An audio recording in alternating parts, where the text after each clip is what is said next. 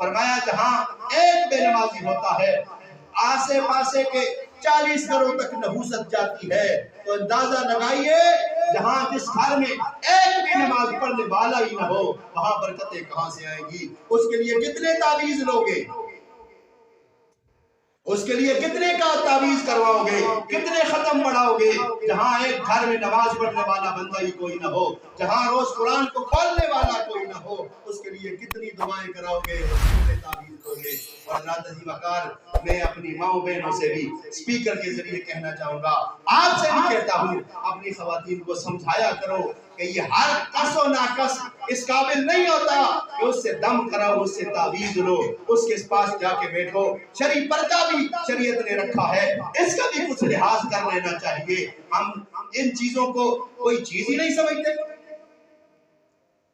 اور ہمارے ایمان کیا اتنے کمزور ہو گئے ہیں، اتنی یہ حالت ہو گئی ہے ہمارے ایمان کی کہ کوئی راہ چلتا ہمیں کہ یہ پیر ہے تو ہم اس کے پاس جا کے بیٹھ جائیں۔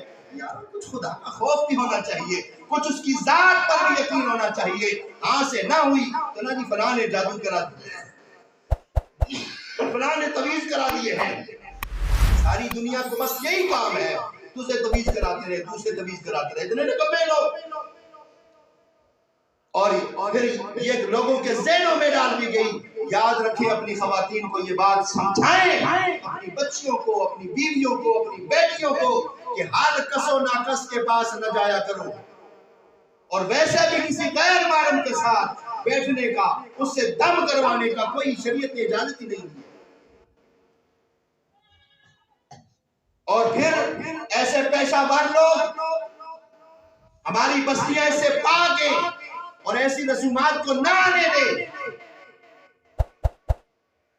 آپ نے دیکھا ہے ٹی وی پہ، سوشل میڈیا پہ، لوگ عزتوں لوگوں کی لوٹ لیتے ہیں، پیسہ برباد ہو جاتا ہے، عزتیں تباہ ہو جاتی ہیں، کس وجہ سے؟ کسی جہالت کی وجہ سے۔ اور ان لوگوں کا جو جیلی لوگ ہیں، ان کا کاروبار ہے، وہ ایک تو کہتے ہیں، ایک گئی عورت، اس کو بتایا درانی کو، بتایا جی تیری جھاڑی جو کر چھوڑے، سسو کو بتایا جی نوے کر چھوڑے، نوے کو ہے سسو کر چھوڑے، سارے کرے ہوئے ڈز۔ ایک نے منہ ادھر موڑ لیا، دوسرے نے ادھر موڑ لیا، پوچھو وجہ کیا ہے؟ اور دیکھو جی بڑے جنگے کو بخار ایسا اسی تعویذ کرا لیا، اتائی تو بڑا جنگ روندا ایسا اس تعویذ کرا لے دے۔ اور کچھ خدا کا خوف ہونا چاہیے، کچھ عقل سے کام لینا چاہیے۔ اللہ سے بڑا کوئی نہیں ہے، اس کی طاقت کے آگے کسی کی طاقت نہیں چلتی۔ وہ علام الغیوب اور قادر و قیوم ذات ہے۔ اس سے یہ مطلب مت اخذ کیجئے کہ میں تعویذوں کا ملک و میں خود لکھتا ہوں۔ آپ کو یہ 21 سال آپ کے ساتھ ہو گئے ہیں، لیکن اس طرح کا معاملہ مجھے پسند نہیں ہے کہ جس طرح کے معاملات وہ رات کو میں نے بلا کے اس شخص کو بتایا ہے کہ میرے گاؤں میں اس طرح کے گڑبڑ کام کی کوشش مت کرنا اور چلے جانا یہاں سے۔ یہاں ہم خود پیر ہیں، ہم نے کبھی پیری کے دعوے نہیں کیے اور نہ ضرورت ہے ہمیں دعوے کرنے کی۔ اس وقت تو بندہ اگر نمازی بن جائے، خدا کا بندہ بن جائے تو بڑی بات ہے۔ میرے دوستوں، میرے بھائیوں، میرے بزرگوں، اس لیے اپنی خواتین کو بھی یہ سمجھاؤ اور خود بھی یہ سمجھو، جہاں جس گھر میں روزانہ قرآن پڑھا جائے وہاں کوئی جادو نہیں آ سکتا۔ جادو کا توڑ قرآن ہے۔ صبح شام جہاں قرآن کی تلاوت کی جائے، فرمایا جس گھر میں سورہ بقرہ پڑھی جائے وہاں جن بھی نہیں آتے۔ صبح شام پڑھا قرآن اپنے گھروں میں۔ میرے مصطفیٰ کریم علیہ السلام نے فرمایا اپنے گھروں کو قبرستان نہ بناؤ، نماز بھی گھر میں پڑھا کرو کچھ۔ یہ کیوں؟ سرکار دو عالم صلی اللہ علیہ وسلم نے فرمایا آقا علیہ السلام سنت اپنے حجرے سے پڑھ کے آتے اور واپس سنت پھر حجرے میں پڑھتے، اور صحابہ بھی سنتیں پڑھ کے آتے پھر سنتیں گھر جا کے پڑھتے۔ کیوں؟ کہ اس وقت عورتیں بھی مسجد آ رہی تھی، مرد بھی مسجد آ رہے تھے، سارے مسجد میں نماز پڑھتے تھے۔ یہ تو بعد ازاں عورتوں کو منع کیا گیا، تو فرمایا گھر میں تو ہوتا ہی کوئی نہیں تھا، تو فرمایا میرے آقا نے فرمایا گھروں میں بھی اللہ کی عبادت کیا کرو تاکہ اللہ کی رحمتوں کا نزول ہو۔ اپنے گھروں کو قبرستان بنا کے نہ چھوڑو، وہ گھر قبرستان ہے جہاں اللہ کی عبادت نہیں کی جاتی، جہاں قرآن نہیں پڑھا۔ اس لیے میرے بھائیوں، میرے بزرگوں، میرے دوستوں، قرآن کے اندر شفا ہے، ضرور تعویذ بھی حق ہے، دم بھی حق ہے، میں اس کا منکر نہیں ہوں، کل میرے پہ اور کوئی فتویٰ نہ داب دینا، لیکن اس چیز کا خیال اور لحاظ رکھیں کہ ہر چیز کا ایک طریقہ کار ہوتا ہے۔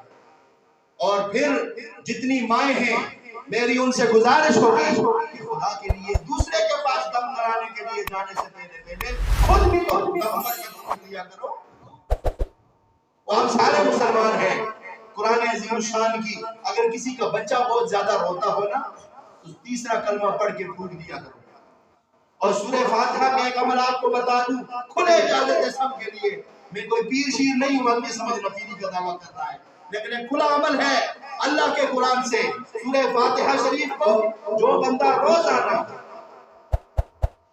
صبح کی سنتوں کے بعد اور فرضوں سے پہلے درمیان والا جو وقت ہوتا ہے، سنتیں پڑھنے کے بعد فرض پڑھنے سے پہلے سورہ فاتحہ کو روزانہ 41 مرتبہ پڑھ لیتا ہے اس طریقے کے ساتھ کہ بسم اللہ الرحمن الرحیم بالحمدللہ رب العالمین، میم کو اسلام کے ساتھ ملا کے اس طریقے سے 41 مرتبہ روزانہ پڑھنے کا ورد بنا لو۔ جس بندے کو جو بیماری مرضی ہو کسی کو پڑھو پھونکو، میرا اللہ شفا دے گا، ہر بیماری کے لیے شفا ہے۔ سورہ فاتحہ کا نام ہی سورت شفا ہے، سورت شفا ہے۔ میری باتیں کڑوی تو نہیں لگ رہی، اس لیے قرآن پڑھا کرو، خود بھی پڑھو، اپنے خواتین سے بھی کہو روزانہ جس گھر میں قرآن کی تلاوت ہو وہاں جادو کا کیا کام ہے۔ اور فرمایا اگر کسی کو شک ہو ان چیزوں کا جادو کا نا تو قرآن کی آخری صورتیں میرے اللہ نے اپنے حبیب پہ نازل فرمائی۔ ہاں یہ چیزیں ہیں، میں اس کا منکر نہیں، انکار نہیں کرتا۔ جادو مصطفیٰ پر یہودیوں نے کیا اور اللہ نے قرآن نازل فرمایا، سورہ فلق اور سورہ ناس نازل فرمائی، فرمایا یہ جو گانٹھ ہے وہ گنڈ ہے گے، اردو میں کیا کہتے ہیں، گرہ لگا کے پھونک مارنے والیاں، ان کا ذکر ہے باقاعدہ قرآن میں۔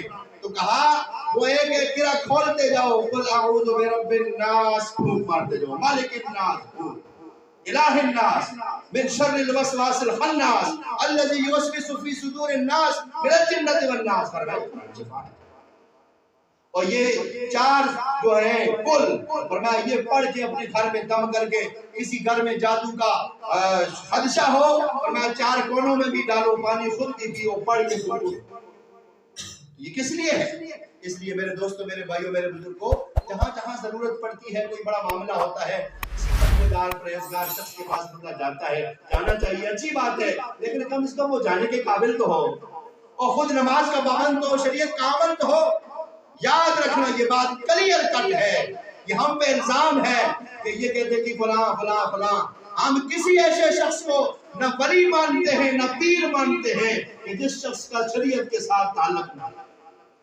شریعت سب سے پہلے شریعت ہے، پھر طریقت ہے، پھر حقیقت ہے، پھر معرفت ہے۔ جہاں شریعت ہی نہیں ہے، پہلا سٹیپ ہی نہیں ہے، وہاں آگے کیا ہوگا؟ کچھ بھی نہیں۔ اس لیے میرے دوستوں، میرے بھائیوں، میرے بزرگوں، ان چیزوں کا لحاظ رکھیں، اپنے گھروں میں بھی خدا کے لیے نماز کی تلقین کریں۔ اے جوانوں، اپنی جوانیوں پر رحم کرو اور تم بھی آ جاؤ مسجدوں میں، مساجد ویران، اور ہم دنیا کے لیے تو صبح سویرے نکلتے ہیں لیکن نماز کے لیے نہیں آتے۔ میرے دوستوں، میرے بھائیوں، میرے بزرگوں، آج کے زمانے کے اندر نماز بندہ پڑھ لے، حلال کھائے تو یہ سب سے بڑی بات ہے۔ اور فرمایا نا، ایک ایسی بات بتاؤں، آج ہم ساری رات عبادت نہیں کر سکتے، ہم بڑے کمزور ہیں، ہم نفس کے بندے بن گئے، خواہشات کے، صرف اتنا تو کر سکتے ہیں نا۔ میرے آقا کا فرمان مقدس ہے، اس کا مفہوم ہے، فرمایا جو شخص عشاء کی نماز جماعت سے پڑھ لے، عشاء کی نماز جماعت سے پڑھ لے، آدھی رات قیام کرنے کا ثواب مل جاتا ہے۔ سبحان اللہ، اونچی بنتی ہے اس پر کہ فرمایا ایک عشاء کی نماز جماعت سے پڑھ لے، آدھی رات کے قیام کا ثواب ملتا ہے، اور فجر کی نماز جماعت سے پڑھ لے تو پوری رات کے قیام کا ثواب۔